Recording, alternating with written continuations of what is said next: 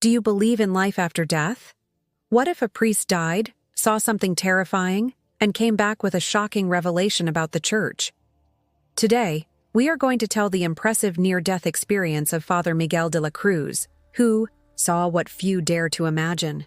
What he discovered could change everything you think about faith and spirituality. Before we start, comment here from which city you're watching and subscribe to the channel so you don't miss any stories like this. On that cold and silent night, the hospital seemed to enter a parallel universe. I, Father Miguel de la Cruz, was lying on a white bed, the rhythmic sounds of the monitors and the soft hum of the fluorescent lights composing a melancholy symphony. Beside me, Sister Teresa held my hand with a tender grip, while Father Joaquim Santiago remained silent, his prayers echoing in an almost palpable murmur. I could feel the comforting warmth that gathered around me, a warmth that enveloped me, as if I were about to be transported to another plane of existence. "Miguel, don't be afraid. Everything will be fine," whispered Sister Teresa, her voice choked with emotion. His gaze brimmed with a mixture of hope and sadness, reflecting the conflict between the pain of imminent separation and the promise of a heavenly reunion. Father Joaquim, with the authority and serenity he always emanated, approached and positioned himself closer to me. "Son, allow faith to lead you in this moment. Believe that the light of the Lord will surround you, even when the shadow of death seems to approach," he said, his voice firm and comforting. His eyes, deep and expressive, seemed to carry the story of countless spiritual journeys, and in that instant, they became the mirror of my own wavering faith. As the prayers intensified, I felt my body slowly give in to exhaustion. Each beat of my heart seemed to mark the beat of a farewell symphony. I was fighting the inevitable, but at the same time, a feeling of peace began to invade my soul. Is this the time to cross the border, to leave behind the pain of this world and embrace eternity? I thought, as the comforting warmth turned into a hug that almost blinded my consciousness. Sister Teresa and Father Joaquim's eyes met mine, and in that brief moment, I felt that we were united by an unbreakable bond. The room, for a few moments, seemed to transcend reality. The whispers of prayers mixed with the echo of my thoughts, creating an atmosphere full of expectation and resignation. "My brother, don't give up now. The faith you've always carried can still open paths where the light is hidden," murmured Father Joaquim, as if trying to instill in me a last spark of hope. I clearly remember the look on Sister Teresa's face, who, with tears streaming down her face, repeated, "We are together, always together, even if our paths separate for a brief moment." Her every word reverberated within me, creating a mosaic of memories and emotions that seemed to intertwine with destiny. Amid this whirlwind of feelings, the comforting warmth intensified, enveloping me in an almost heavenly embrace as my consciousness oscillated between the reality of the hospital bed and the unknown that opened up ahead. I knew that with every breath the end drew closer, but there was also a silent desire to transcend the flesh and find the light. Between the whisper of prayers and the distant sound of the hospital staff's footsteps, I realized that I was living the last moment of a journey full of faith, love, and longing. So, with a heavy heart and eyes fixed on the ceiling, I let the heat slowly lead me to the threshold of the unknown. When the last spark of comforting warmth finally faded, I felt my soul slowly detach from my body. In an instant that seemed to dilate time, I was thrown into an abyss of complete darkness. There was no longer the comfort of prayers or the comforting touch of Sister Teresa, just an immense void where the absence of light was oppressive. As I floated without form or weight, I was overcome by a feeling of absolute isolation, as if the entire universe had gone silent. Is this how it feels to be forgotten? I thought, trying to find an echo amid the immensity of that suffocating silence. The experience was like being trapped in a chamber where neither time had a voice nor space had limits. I, who for so long believed in the promise of the divine, now found myself immersed in a sea of doubts and despair. What was real about faith if, at this very moment, the only company was my own restlessness? Amid this void, my memories seemed to scatter like leaves in the wind. I remembered the moments of intense prayer, the words of comfort whispered by Father Joachim, and the tender looks from Sister Teresa. However, these memories were lost, dissolving into a fog that rose and spread around me. Where is God? I asked myself in the midst of this absolute silence.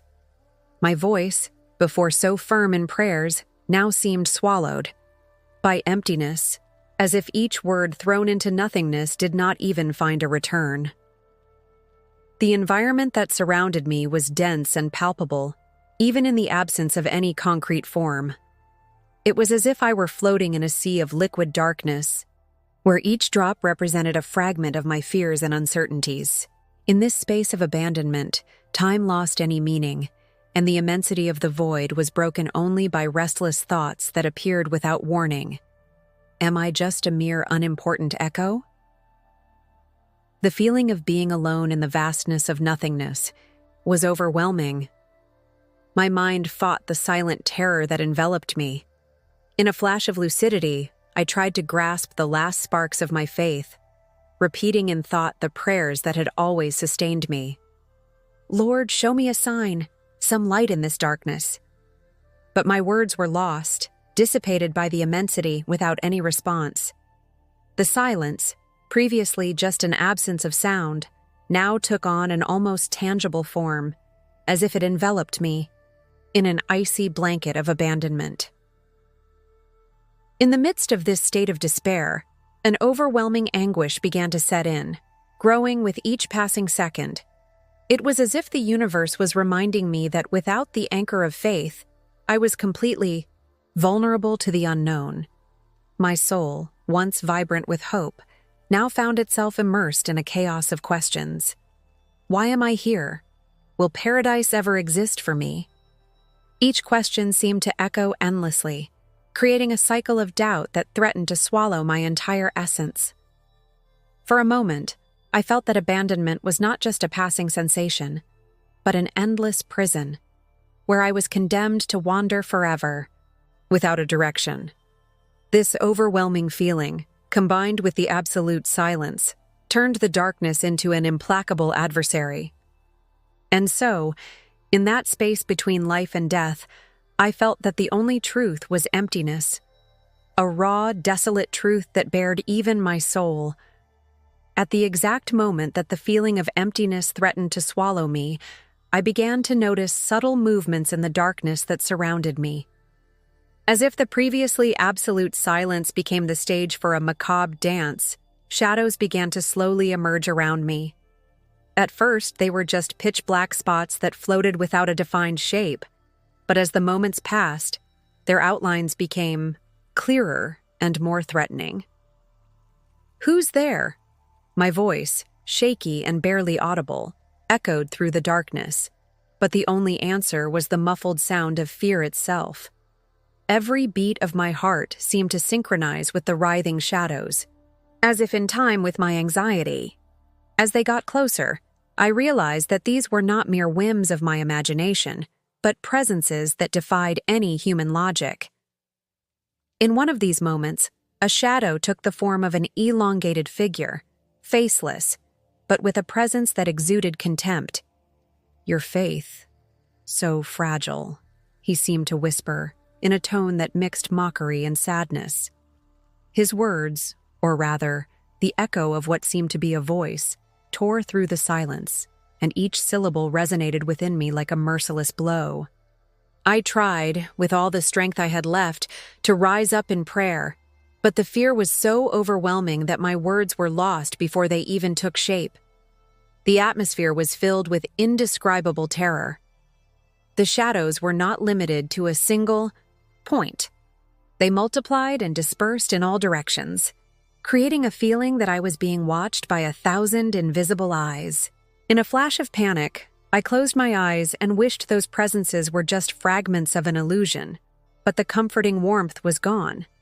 leaving me exposed to the biting cold of despair. "Why did you abandon me?" My voice, choked with terror, seemed like a fragile whisper against the grandeur of that invisible terror.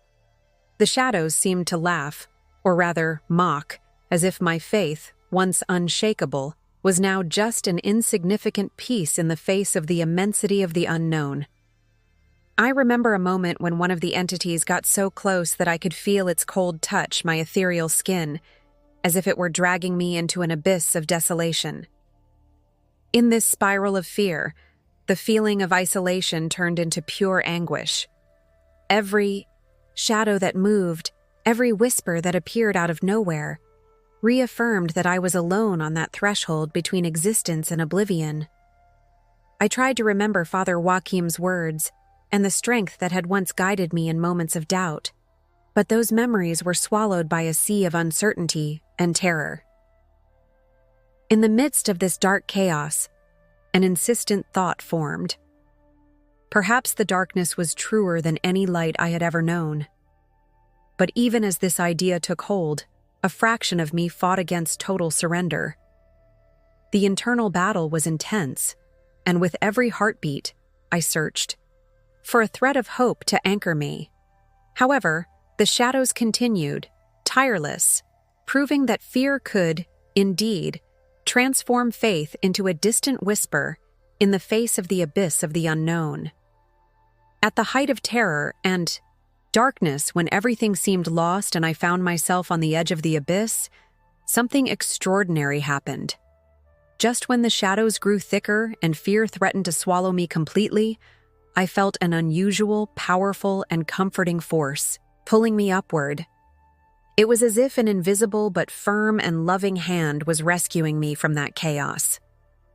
I felt a shiver run through my entire essence, a sensation of being enveloped in an embrace of light that dissipated, albeit briefly, the oppression of emptiness. "Do not be afraid, Miguel," I heard a soft and, at the same time, authoritative voice. It was a voice that carried with it the promise of salvation, and that contrasted surprisingly with the cold and silence that surrounded me. Still in the gloom, the shadows that had previously mocked retracted, as if receiving a silent command to disperse. I didn't know what was happening, but in that instant, all the terror gave way to a strange sense of relief and hope. My vision began to gradually clear, as if an unexpected dawn was emerging on the horizon of an unknown world. All around me, chaos transformed into sublime order, and suddenly, I found myself floating, detached from the darkness, above the earth. I could feel the wind caressing my being as I looked down and saw the city of New Orleans stretching out. In all directions, urban lights shone like stars in the night, revealing the contrasting beauty of ancient alleys and avenues full of history. Am I alive?" I murmured, my voice choked with emotion. The sound of my words mixed with the distant whisper of a new reality that was emerging.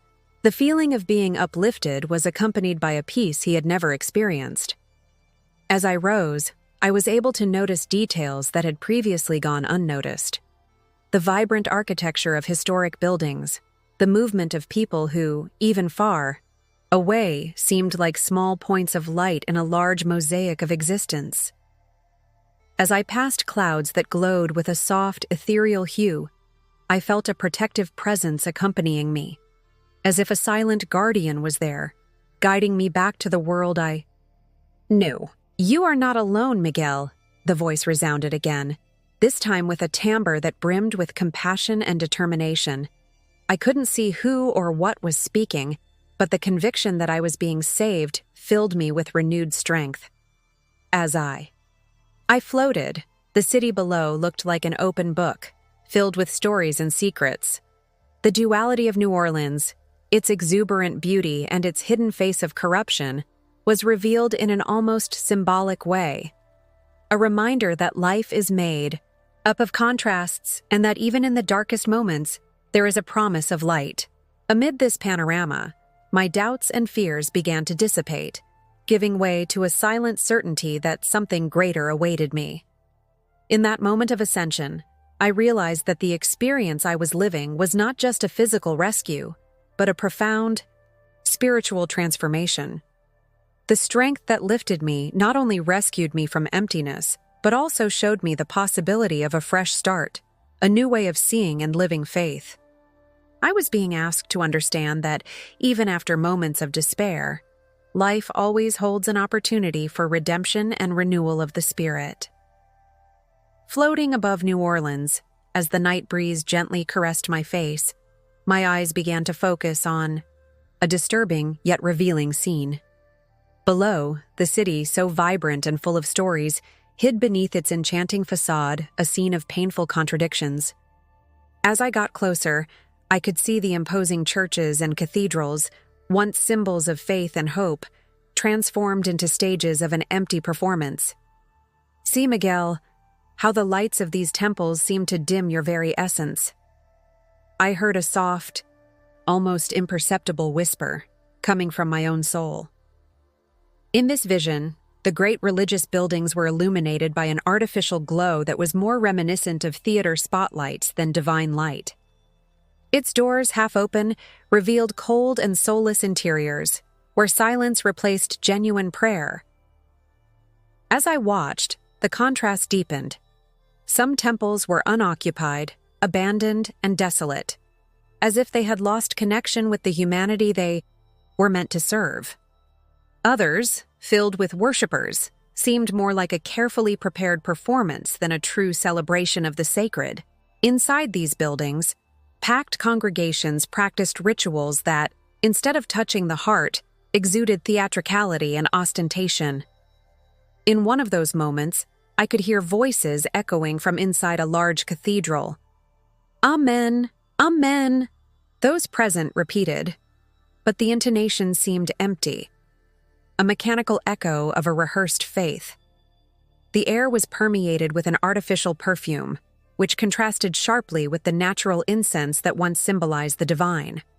Among the faces, in the crowd, I identified forced smiles and looks that seemed more concerned with appearance than with true devotion. I walked, still floating, while the vision showed me more details of this sad reality. In one of the squares, a group of young pastors distributed leaflets and advertisements to attract followers, transforming faith into a consumer product. Our faith is in modernity, in digital, in spectacle, I heard one of them declare with conviction, as if charisma replaced spiritual commitment. Each word seemed to distill the superficiality of a religion that sold itself to the highest bidder, forgetting the true values that should guide the journey of the faithful. The pain of witnessing such corruption invaded my heart. I asked myself, when did the sacred become mere entertainment? The image of imposing churches, now hostage to worldly interests, provoked in me a mixture of sadness and revolt. It was as if the temple, a symbol of communion and love, had been captured by the desire for status and social approval. As the vision deepened, I saw religious leaders who should be pastors guiding their congregations with serenity, but who, in reality, used empty speeches and rehearsed gestures.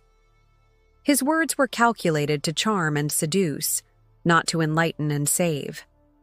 In one of these temples, a priest spoke from an ornate pulpit, but his voice echoed as if he were reading a predetermined script, without the passion that a true divine mission would require. This scene made me reflect on the true meaning of faith and communion. The sight of corrupted churches was a painful reminder that, even in environments where spirituality should flourish, the essence of faith could be lost amid appearances and false promises. In the midst of this duality, I felt a silent call to seek what was authentic and pure, to rescue the genuine faith that was hidden behind the deceptive shine of great institutions. As I continued my journey through the spiritual landscape of New Orleans, the vision transformed, revealing a new layer of illusion and deception. I was able to observe that behind the closed doors of churches, a media spectacle was unfolding, where faith was packaged as a consumer product. The sermons, previously full of emotion and sincerity, now seemed carefully scripted, rehearsed, to please an audience thirsty for approval. You see, Miguel, how devotion has become a mere status accessory, I thought, as my eyes roamed the immaculate facades of the temples. As I approached a large auditorium, I could hear the voices of religious leaders who mixed words of salvation with an intonation that was more reminiscent of marketing speeches. One of the pastors, with a calculated smile and confident look, spoke to a crowd that applauded as if he were watching a gala show. Faith, my brothers, is the new trend, a digital revolution that connects us, uplifts us, and makes us feel part of something great, he proclaimed, as if each syllable was a seal of approval for a luxury product. I couldn't help but notice the transformation of churches into true image companies. Social networks were buzzing with lives, stories, and posts that extolled superficial religiosity. For a brief moment, I heard a young believer comment, "If you don't follow Father Ricardo on Instagram, it seems like you're out of the mainstream of true faith." This comment resonated as a cruel reminder that, for many, religiosity had been measured by the number of likes and followers rather than a sincere commitment to divine truth. In one meeting room, I watched a congregation that seemed more concerned with the aesthetics of the room than with the depth of their devotion. The polished wooden benches and digital screens displaying images of prosperity contrasted with the cold atmosphere of formality. "We are here to be an example, to show that faith is modernized," said one of the leaders, while showing growth, charts, and impressive numbers. His eyes shone with the ambition of a successful career, but he lacked the warmth of personal commitment, the essence of a truly transformed heart. As I watched this performance, my spirit cried out for authenticity. I felt as if I were immersed in a theater where each act was meticulously choreographed to maintain appearances, while the true purpose of the gospel, love, compassion, and redemption, was set aside. Where is the passion that transformed lives? Where is the simplicity of unconditional love? I asked myself, with a sadness that weighed on my soul. In the midst of these thoughts, a conversation between two believers caught my attention. "Is all this really worth it?" muttered a lady with a trembling voice, while looking at the screen where images of a sermon were displayed. Beside him, a man with a calm face replied, "Perhaps this is what we hope to see, the assurance that our faith is accepted, even if only digitally." This simple and sincere dialogue highlighted the abyss between the truth that was sought and the superficiality that now dominated the temples. The irony was painful. The message of salvation, intended to liberate and transform, had become a spectacle where image and social approval replaced the essence of repentance and true surrender. Every forced smile, every rehearsed applause reinforced the idea that religiosity had become a product that was sold easily, but that lost, with each sale, a little of its original soul. In this scenario of deception, I felt an inner urgency to rescue the authenticity that seemed to be lost. The superficiality that permeated the religious environment convinced me that genuine faith needed to be rediscovered and valued, rescued from the media spotlight to the silent corners of sincere hearts. As the vision slowly dissipated, the certainty was imprinted on me that the true value of faith could not be measured in numbers or likes, but rather in the depth of commitment to divine love. In the midst of this desolate scenario, where superficiality dominated large congregations, a faint flame of true faith began to stand out. Floating among the shadows of empty performances and rituals, my eyes caught the presence of small groups of believers who seemed to refuse to succumb to the tide of deception. It was as if, in the midst of an ocean of illusions, these pure hearts came together to form an island of hope. As the vision continued to unfold, I could make out a small chapel hidden on a side street in New Orleans, lit by a soft, almost imperceptible light that contrasted with the pomp of the imposing temples. There, a small group met in silence and simplicity, without adornment or exaggeration. Among them, a young woman with sincere eyes and a soft voice, Sarah Mendoza, stood out. She walked slowly, with firm steps and an aura of serenity, distributing smiles that seemed to light up the environment even in the dim light.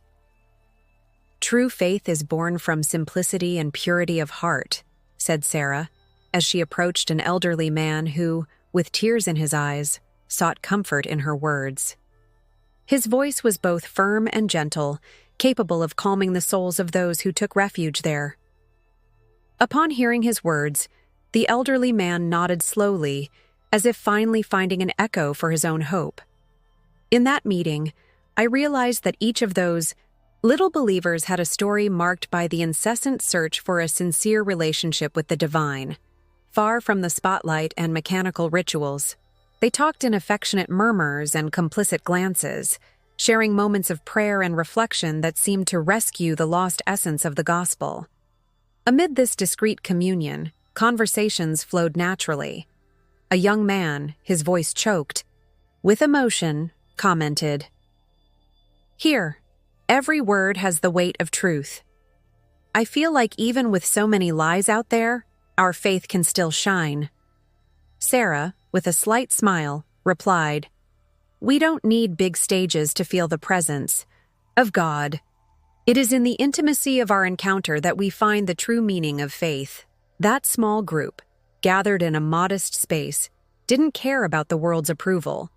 His prayers were filled with genuine fervor, and every gesture, every look, overflowed with silent dedication. Even the simple walls of the chapel seemed to echo the warmth of hope, as if there resided an energy capable of purifying even the most tired souls. As I watched that scene, my heart was filled with an indescribable emotion.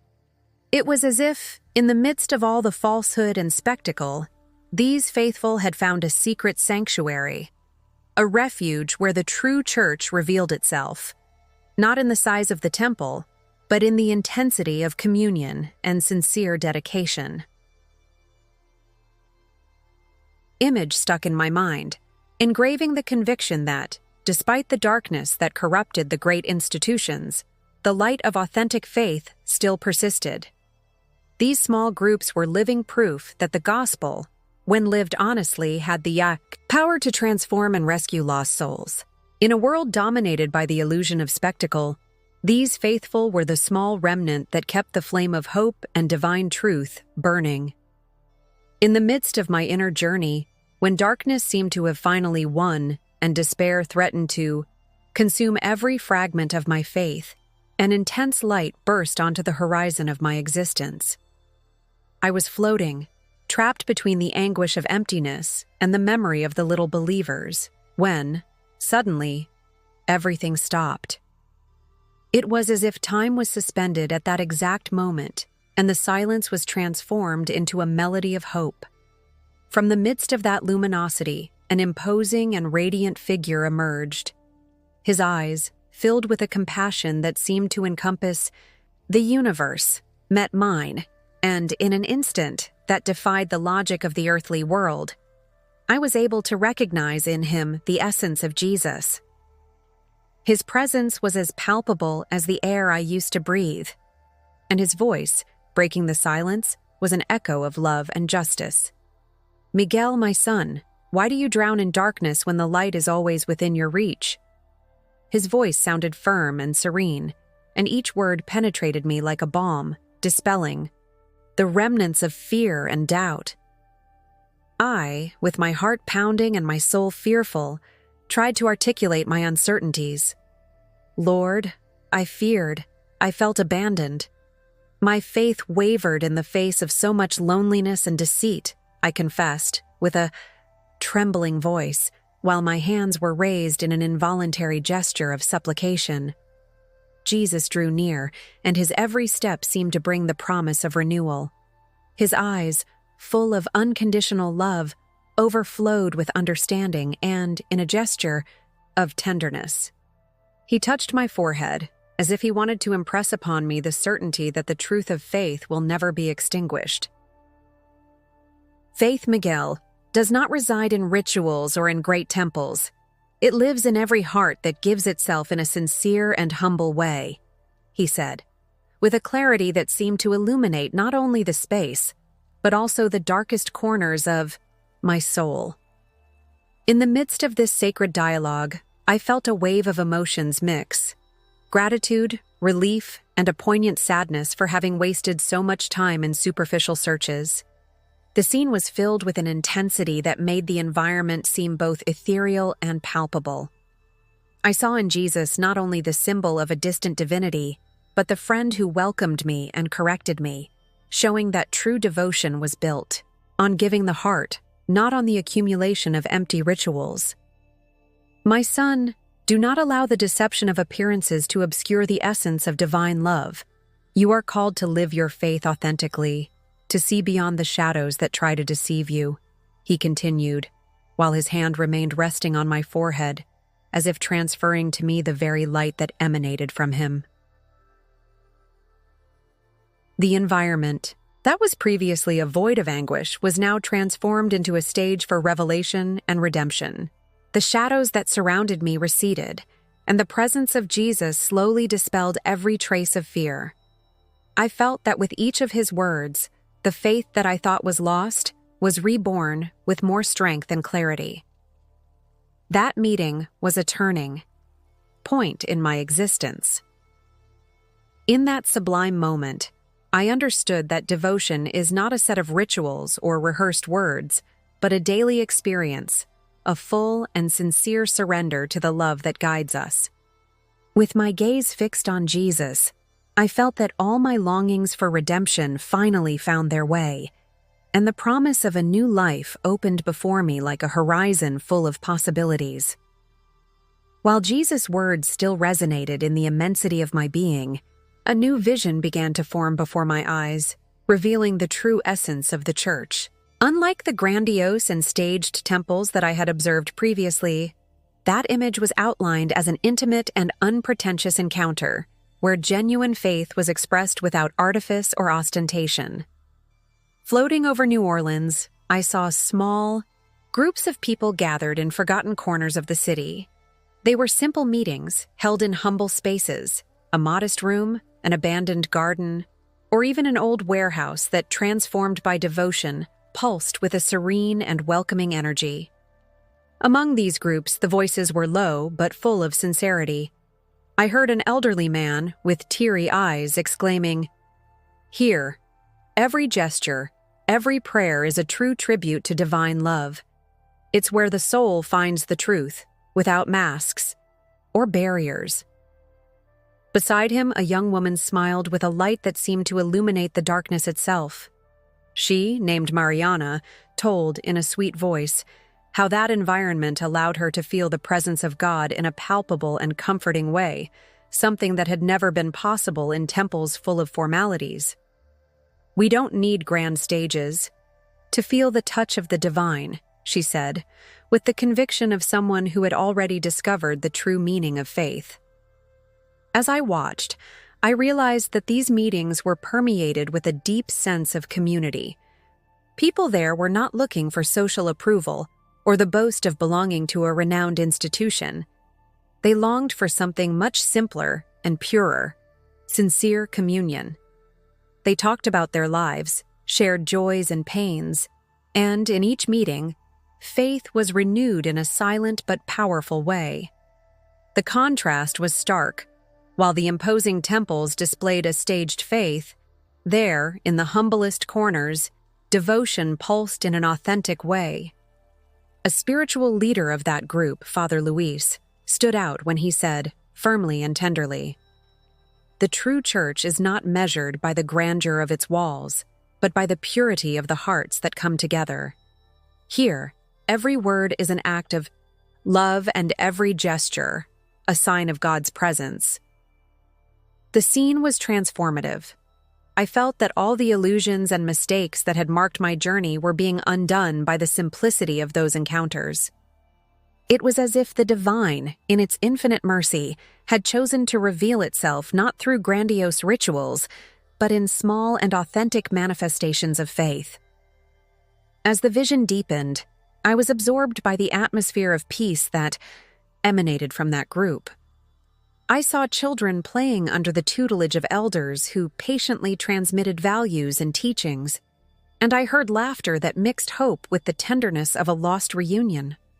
One of the faithful, his voice choked, with emotion, whispered to me, "In this place, the church is alive, pulsating.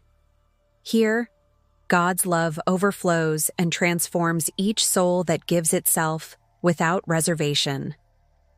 At that moment, I understood that the true church was a state of mind, a commitment to love and compassion that transcends the walls of temples. It was a call for everyone to seek a real connection with the divine, not through empty rituals, but through a genuine and shared experience of faith. The transcendent experience seemed to have reached its peak when suddenly I felt a powerful pull that took me back to the physical world. In an instant that stretched as if time was shaped by divine will itself, my soul was dragged back, leaving the ethereal realm behind and returning to the hospital bed. I opened my eyes with difficulty, finding myself surrounded by anxious faces. Sister Teresa, her eyes teary with relief, and Father Joaquim Santiago, whose expression was a mix of astonishment and gratitude. "Miguel, you're back!" exclaimed Sister Teresa, her voice trembling as she held my hand fervently. His fingers seemed to want to convey not only warmth, but also the certainty that, in some inexplicable way, death had not been the end of everything. Father Joaquim, who had always demonstrated unshakable faith, approached and murmured, his voice choked with emotion. "It was a miracle, a divine rescue that brought us back. Tell us, my brother, what you saw and felt on that threshold between life and the afterlife." While my words were still organized between reality and memories of a distant dimension, the awareness slowly set in that something irrevocable had changed within me. The hospital, with its cold, sterile environment, contrasted with the intensity of the vision I had experienced. Every beat of my heart now pulsed with the mission of a man who had glimpsed the deepest corners of faith and hopelessness, and who was returning to share a truth that, if left unspoken, could be lost forever. I have seen the darkness that embraces the soul when faith falters, but I have also witnessed the light that breaks through when true divine love manifests. I began, my voice still choked with emotion and the shock of reliving moments that seemed so distant and at the same time so present. I saw temples that became stages of illusions, but also small groups, true refuges of hope, where God's love becomes real. As I narrated, the eyes of those listening fixed on me with a mixture of skepticism and fascination. Every detail I described seemed to come to life in the minds of those present. "It wasn't just visions, it was a revelation," I continued, emphasizing that the encounter with Jesus was not merely symbolic, but a personal call to renew a faith that was lost amid the superficiality of the modern world. At that moment, I realized that the mission that had been granted to me went beyond the barriers of the simple miracle of returning to life. It was a call to denounce the corruption and deceit that had invaded the temples and congregations, to bring to light the pure essence of the gospel, the one that is not measured in numbers or appearances, but in the authenticity of the dedication of the heart. With my eyes shining and my voice firm, I declared, "My mission now is to carry this message forward, to alert and inspire those who have lost themselves in the illusion of superficial faith. May we seek the true church, one that lives in sincere communion and unconditional love, and not in the ostentation of empty rituals." The silence that followed was full of emotion and understanding. Amid the sighs and the staring, I felt a responsibility to turn my own experience into a living testimony, not through books or grandiose lectures, but in the simple and powerful truth of living genuine faith. At that moment, I understood that life, with all its pain and miracles, was an opportunity to start over and to inspire others to rediscover the light that has always resided, even if hidden, in the human heart.